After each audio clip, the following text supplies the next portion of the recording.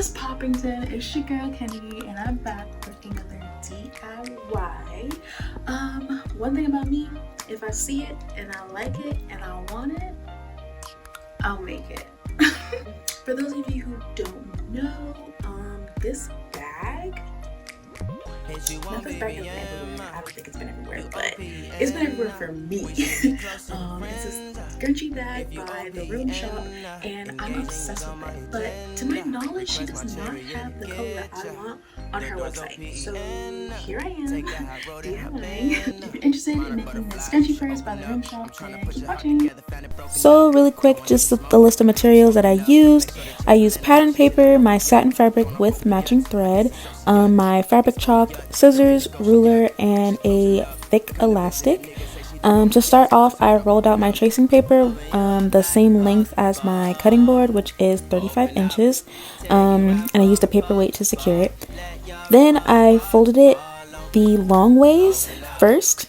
And I just made sure that everything was even and the edges were crisp, because I'm going to fold it over once more into, I guess, hamburger. Would that be hamburger style? I have no clue. Here we are today. So I folded over again just so that I can cut out this shape. I did not trace it or anything. I kind of just free balled this shape. As you can see, I messed up because the handle needed to be a little longer. So here I am cutting that deeper. And this part is the base of the bag. So when you open it, it's this big piece like this. So when you get your fabric, here's mine, so cute. So when you lay it down in your fabric, you're going to have the long side on the fold and the bottom of the bag on the open side of the fabric, and then you're going to cut out two pieces of that, and then you're going to fold them together just how they were laid, just how the paper was laid out. You're going to fold it over and you're going to sew along that line all the way along the bag. Here you can see me taking my pins out because satin fabric does slip and slide, so I highly recommend you putting pins in the fabric so it doesn't move.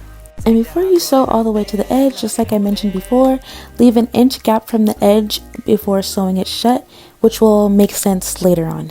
So now that you have flipped your fabric so that the seams are on the inside, you're going to sew along the bottom of the bag.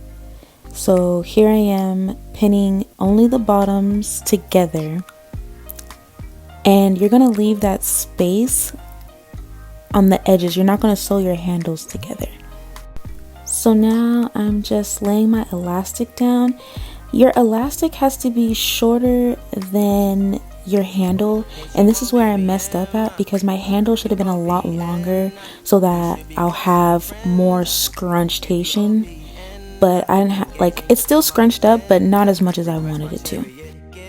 After sewing the bottom, as you can see, exactly where the dip happens is where I stopped sewing. So this is where the handles form on the bag. And remember how I said not to sew all the way to the edge? My edges still have a free opening right at the top. See right here? It's still a free opening because I didn't sew all the way down, because that's going to be key for when you do your elastic. So now the elastic is going to be going through here, and here you can see me running it through. That's why you couldn't have a seam, because the seam would have been so ugly with the elastic on the top. It's just gross. So you pull the elastic all the way through, and you can start to see the satin gather like a scrunchie, you know what I'm saying? So here you're gonna sew a zigzag stitch, and don't forget to back stitch. You want to have it secure up under there. So now that your elastic is in a full circle, you are going to place your handles good sides together and just sew a straight stitch, a simple straight stitch. But when you're sewing this straight stitch, sew as far as you can without sewing over the elastic. As you can see, I have to keep moving the elastic down as I sewed. And then here I back stitched, took it out of the machine, moved the elastic up, and then started a new seam right where I ended to keep it going straight down. So that way the elastic still stays in a full circle on the band and it'll close it up. Now remember when I said to leave that 1-inch gap? Well, here it is. It's going to be at the bottom of your handle, and you're just going to sew a simple straight stitch, and it's going to make it look like a whole invisible closer for your bag and give it clean edges, all clean edges. And this is what the bag looks like. It's so perfect. See how it looks like a giant scrunchie?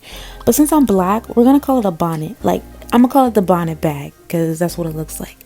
But as you can see, like, it has an open handle, so it's kind of like a tote. And honestly, it fits so much in here because with the scrunchie, like, it holds so much. Like, it's the best bag I probably ever made. Like, wow. I've literally been wearing this bag all month. If you follow me on Instagram, then you already know. If you follow me on TikTok, then you already know. So I hope you guys enjoyed this. Obviously, if you stayed to the end, then you were super interested. And I love you. So thank you so much for watching. And hopefully it won't be a whole another half a year before I post another video. So yeah, let's chat soon. Bye.